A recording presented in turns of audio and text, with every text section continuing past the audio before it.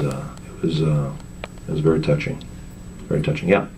Besides Bato, obviously, who was your favorite character? Besides Bato? Yeah. Bato's brother. No, I'm just kidding. I don't think he has a brother, does he? You mean other than Ghost in the Shell stuff? No, just from Ghost in the Shell. Oh, from Ghost in the Shell. Well, obviously I have to say the Major because, you know, you have the hots for the Major. I want to get down with that Major. I want to do stuff to that Major. But she's, you know, she's just... She's sitting right there. She doesn't give me a... Yeah, see? See, look how hot she is. I want it. And she just won't give me the time of day, so what are you going to do? It's unrequited love, but it's very another moment is very touching. If you guys have seen Innocence, where the Major comes back and she becomes one of the dolls, and she's kind of, you know, there's not much clothing on her, and Bato takes his coat off and puts it on her, and it's very touching. Makes me want to cry. Yes. One part of Solid State Society that always got me was the very end of the movie with Bato and Major, and the entire time you're sitting there going, are they finally? Are they finally? And then no. Such a tease. Yeah, she is. Yeah, she is. She is. Well, you know, he loves her. He really loves her and cares for her. And that's kind of what, you know, it doesn't really come out and spell it out in the first movie, but I mean, that's what I was playing, that he really, it was, you know, he really was in love with her and cared about her deeply. And you know, he would love to, believe me, he'd love to have a relationship with her. But if you read the manga, actually, she's kind of into girls, so, you know. Which is, I'm not saying that's a bad thing. The part of Innocence where he gives her a jacket is actually like from the first movie where she's at one point invisible and like kicking someone's ass, and he like gives her jacket after that. Right, that's right. I just thought that was so interesting how they tied it in to show that like even though he knows it's just her ghost, he still takes care of her. Right. Yeah. Well, it's still her essence, no, regardless. Yeah, you. I was wondering, what is it like?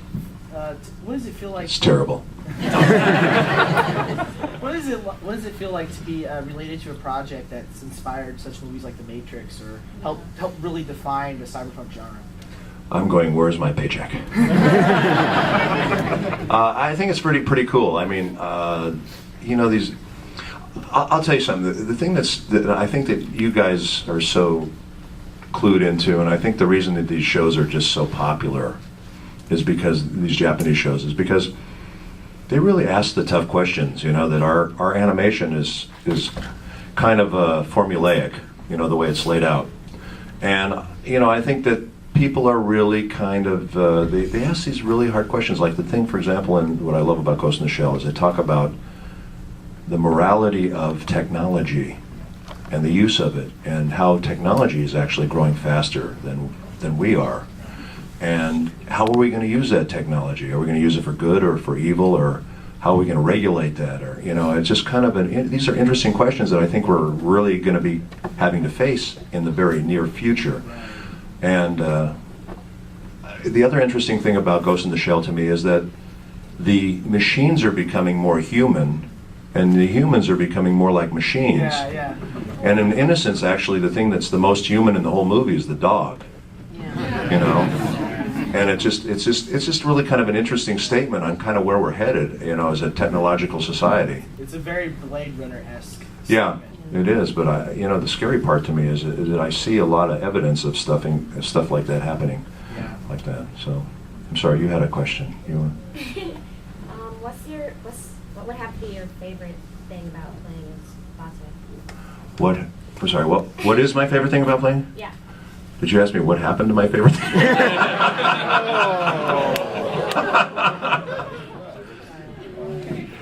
What happened to my favorite thing? Well, I put it away, and then I take it out once in a while.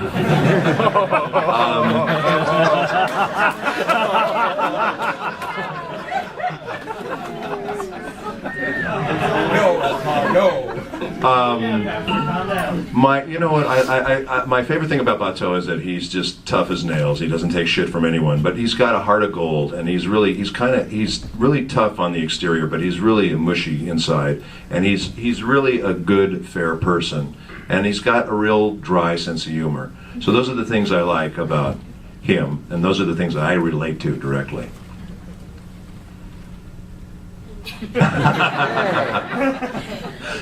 In the back. Yeah, even though Ghost in the Shell is more of an action show, well, it's really action oriented, but it's really cerebral as well. Have you ever found yourself personally interested in any of the philosophical stuff covered in the script? You know, it's certainly thought-provoking, you know, and I think that's why it's not just like a cop shoot-'em-up show. It's got all those levels of psychology and stuff going on inside of the show, and I think that's what makes it a lot more interesting, and that's what flavors it and colors it and makes it, you know, a notch above. So, I mean, I'm not going to go off and study Zen on a mountaintop because I play Bateau, but I'm you know, it certainly makes me think about certain things, you know, and it's thought-provoking. Yeah. You in the back. Oh, okay. Eeyore. All right, well, you can go for it. That's right. Okay, what is your favorite line, and if you can't remember one scene, recording as Bateau? My favorite line? Yes. I think I just told you my favorite line. You don't remember your own name, stupid dickhead. That's a great line. Thank you very much. They like it. All right, now you, yes. One of the things I like about Bateau is that it doesn't have the Major's existential angst all the time. Right. So then, in Innocence, how did you have to approach these pages of monologue when you're going through all of this? That is a great question. Oh my God, that is it's basically the entire movie. I don't know what the hell, he dropped a lot of acid or something.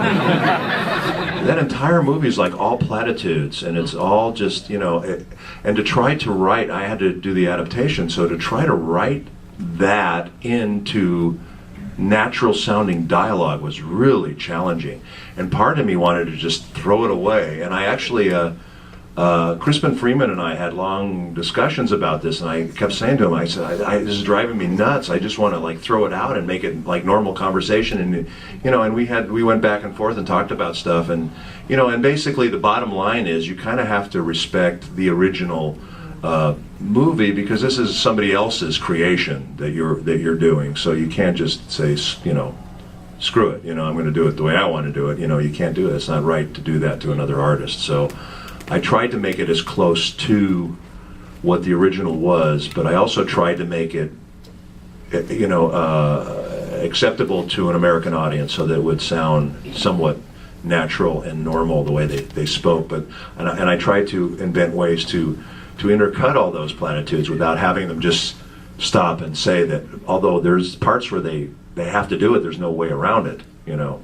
But it's a really tough movie, and a lot of people came up to me afterwards and said, thank you for doing that, because they said, we saw the movie, the subtitles, and we didn't know what the hell was going on, you know. So it was kind of course, they added all the extra crap, like, you know, the sound effects and all the other stuff in the subtitles, which didn't help anything either, so. Yes?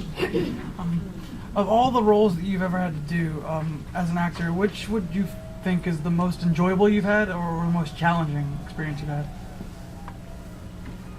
You know, I get asked that a lot, and you know, I hate to give you like you know, a pat answer to that, but what are they doing? Vivisecting somebody in the next room? My God, it sounds like they're giving the hot poker treatment. What? Oh, nice. Bastards. Cartoon watcher too. I mean, wait.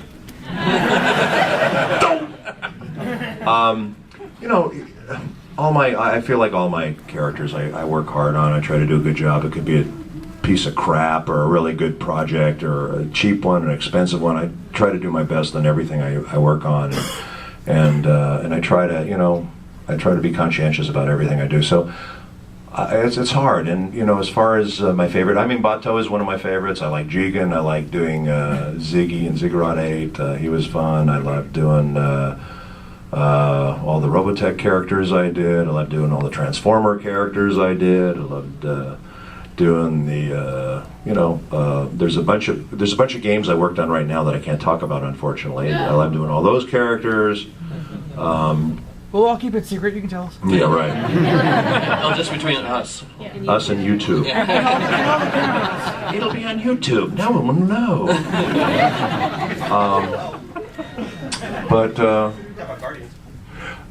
Peter Ustinov used to be asked that question a lot, and I think he had the best answer. They'd say, well, "What's your favorite role?"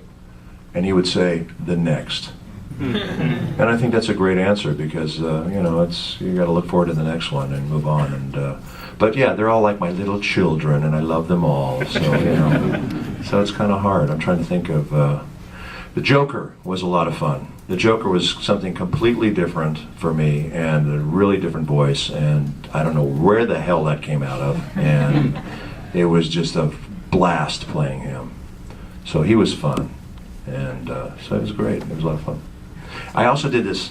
There was this. Any of you guys played Mod Nation Racers? Any of you guys? Anybody? Yeah. I played this guy, Biff Treadwell, in there, and he's kind of like a Will Ferrell kind of character, where he's just insulting his guy, his partner who's doing he's the color man for the sports event, and he's just like insulting him the entire time, and it's hilarious the stuff they wrote us to say. It's just very funny stuff.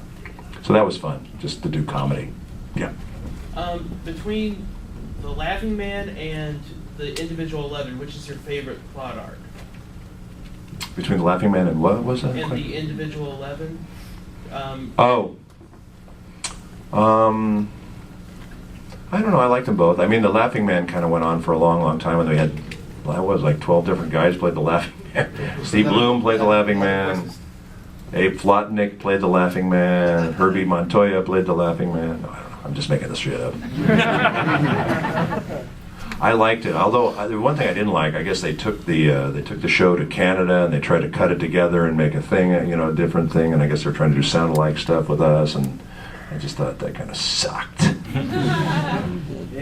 Anybody heard that version? Yeah. Is it any good? No. Oh, you're just saying that because I'm here. Yeah. No. No, that hurts. I just one of the characters I did in a game was called Ziggurat 8 in Xenosaga, and I did those three games, and that's a very cool character. He's kind of like RoboCop. He comes home and his family's been killed, and he kills himself because he doesn't want to live anymore, and they basically reanimate him and make him do their bidding, and so he's doing all these things that he doesn't want to do. So there's like a sadness and a pathos to this character. Anyway, I really loved playing him as an actor. He was talk about parts you want to play as an actor. And when they did the series, they did it in Texas, and I live in Los Angeles. So I tried to get word to them that I would even fly down there and do it because I wanted to do it so bad because I love this character so much. And apparently they didn't get word. And we'll talk about that after the panel, Manny. But somebody was supposed to get them the word and didn't get them the word. And then I did one of these conventions, and I was sitting down next to the director, and I mentioned to him, I said, I wanted to play Ziggy for you guys. And he goes, yeah, I had no idea. We would have loved you to play Ziggy. We would have done that in a heartbeat. So anyway, that's how stuff happens sometimes. What are you going to do? Wasn't meant to be. Yeah. First of all, if you have the Dragoncon app, please give this a 5-star rating so we can get a bigger room next time. And second of all, do you ever listen to the? Don't you like the intimacy? Do you ever listen to the Japanese voice acting before you do a role? It depends on the studio. It depends on the project, and some people kind of like that. Personally, I don't like that because. I feel it kind of influences the way you're going to do the role, and I don't want to be a mimic. I'm an actor, So for me, I don't really like it. I know some people do. Some people like to work that way, but I kind of hate it. For me, it's no fun. And the original animation is more fun because you don't have to worry about any of that stuff. You just go in and do the character. I do have a funny story about being Bato. Bato has paid off for me to become Ansem in Kingdom Hearts. And the way that happened was they, for whatever reason, Billy Zane did Ansem in the first Kingdom Hearts, and I don't know what happened to this day. I don't know what happened if if he wanted more money, if he was unavailable, if he pooped in their salad. I don't know what the hell happened. But anyway, what happened was the Japanese producers and asked the Disney people, said, who does the voice of Batou in America? Because the guy who does the voice of Ansem in Japan does the voice of Batou in Japan. And that's how I got the job. I didn't even have to audition for it. So, Audition for Ghost in the Shell. oh yeah, yes I did, twice. But I thought, wow, that's kind of cool. I mean, that's unusual. It doesn't matter. You usually have to audition for everything. So, just a minute, I'm going to tell you a story, and then I'll answer your question. So anyway, the first day I go in to work on Kingdom Hearts 2, and there's about 6 Japanese clients in the booth, and there's about 6 Disney brass in the booth. And I would do one line, and then the engineer would come on and talk back, and he'd go, just a minute. And then they would talk amongst themselves for about 5 minutes, and he'd come back and go, can you do that a little slower? So I do a little slower, and they go, just a minute. Talk amongst themselves for about 5-10 minutes. And go, can you do that a little faster? And this went on all day, and I was like going insane. And finally I grabbed the engineer, I pulled him aside, I said, how did Christopher Lee deal with this? He said, oh, they did it to him once. And he said, all right, I'm going to tell you how we're going to do this. I'm going to read this script from the top to the bottom, and then I'm going home.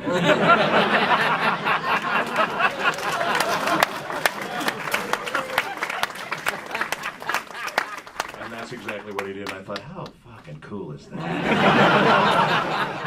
I wish I could do that, but it was my first time, you know. But now I've done about 5 of them, so, you know, maybe on the 6th one I'll... Well, there you go. You don't want to mess with that guy. You know? I don't have time. I'm going home. I love it.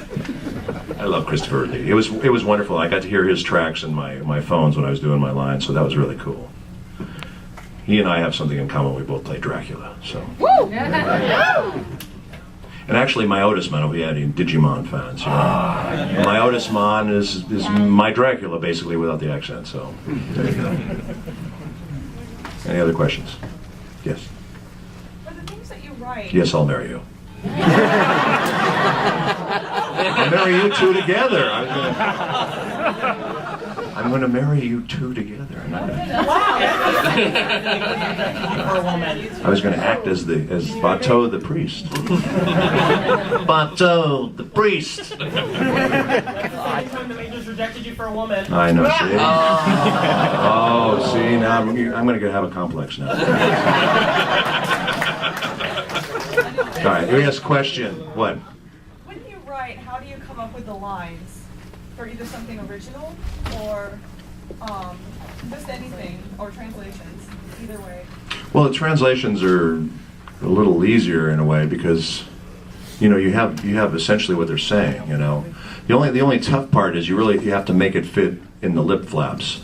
So that takes a lot of craft to be able to do that, and you have to be able to make it. If you do it well, I mean, there's a lot of people that just go, oh, it starts here and it stops here, and it doesn't matter what it looks like in the middle, and that's not real good sync. And you can see that it looks like crap.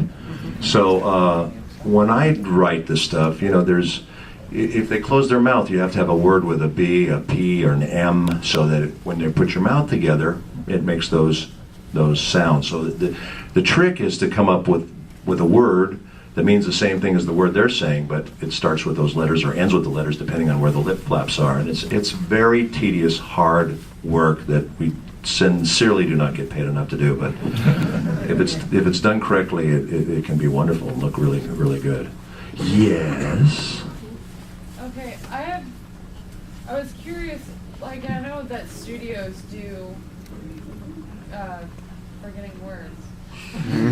Just like living in a really bad New York apartment. You can hear the TV in the apartment next door. Go ahead, I'm sorry. Studios do recordings differently. Some do them with one person just doing their lines, and some do them with the multiple people for the cast doing the lines. Have you ever gotten a chance to do with the whole room of actors, and which do you prefer?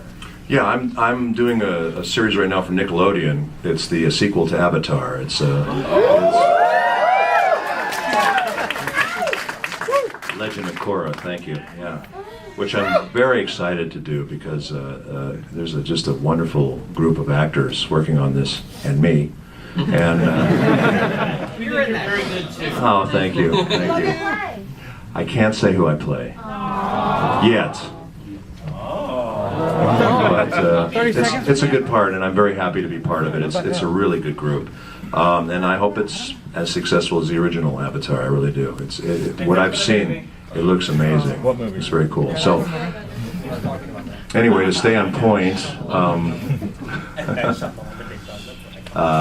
To stay on point, when you're working with a room full of actors and you're reading off of each other, it's really kind of nice because then you can just kind of play off each other like a radio play. So it's kind of nice.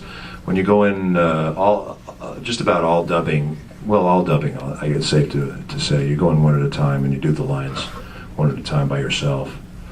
And the tough thing is if you're the first one in before anyone else is recorded, you're basically in there doing it by yourself. So you kind of have to read the line before and kind of hear it in your head. And because people can answer a line differently than the way the person asked the question, and it doesn't track, it doesn't make sense. So you really have to kind of, if you're directing something like that, you really have to watch that, make sure it sounds conversational.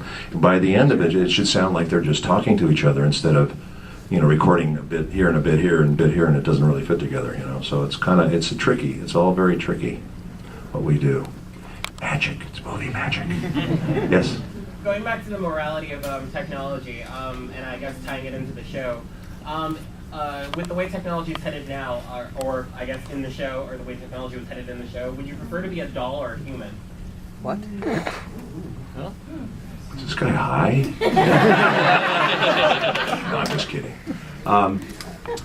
I'd always prefer to be a human than a doll. Why? Because I like being a human. I like being human, and I think that humans, at their core, can be good beings and try to do the right thing and have empathy. And I don't know that dolls can, and I don't know that dolls can. Geez, I'm really thinking about this, aren't I? I don't know that dolls can really feel those high? things. Yes. I'm high, but are you? Gee, there's nothing worse than an angry audience member. No, I'm just kidding. No, that's a good question, but I don't know. I would prefer to be human. I guess probably because it's what I know and what I'm used to, so, Oh my God, now they're cutting the guy's toes off. Yes. You. Oh, my bad. Sorry, I have to speak up. Oh, yeah, please stand for us. Thank you. Hello, gorgeous. Yes. You don't talk, just stand there for a while.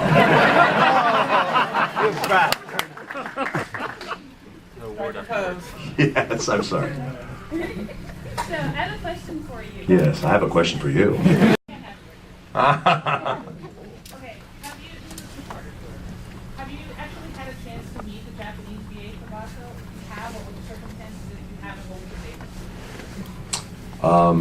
I haven't met him. One of my biggest desires is really to go to Japan. I've never been to Japan. I would love to go there. And I have a lot of people over there because I do a lot of business with different people from Japan, and I would love to go over there and meet some of these people and go to some of the studios where this stuff's made, IG, and some of these different production companies, and just meet these people, and because they treat their voice actors over there really well, so they treat them like movie stars, which is kind of appealing to me. But so I would like to do that. But what I would say to him, I don't know. I think he does a great job in the Japanese. I don't know. It's like another language. Really? Yes. How would you ensure for Bato's voice if he had an English accent? If he had a what? English accent. Have you been sharing your spleef with her? I stole her question earlier. Major, what are you doing? What's the temperature going on here? How's that? Take that, you touch camera! Maybe that's the wrong approach.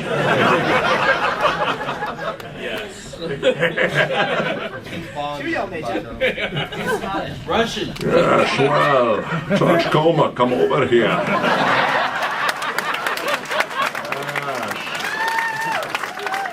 I'll give you a little scotch, if you know what I mean.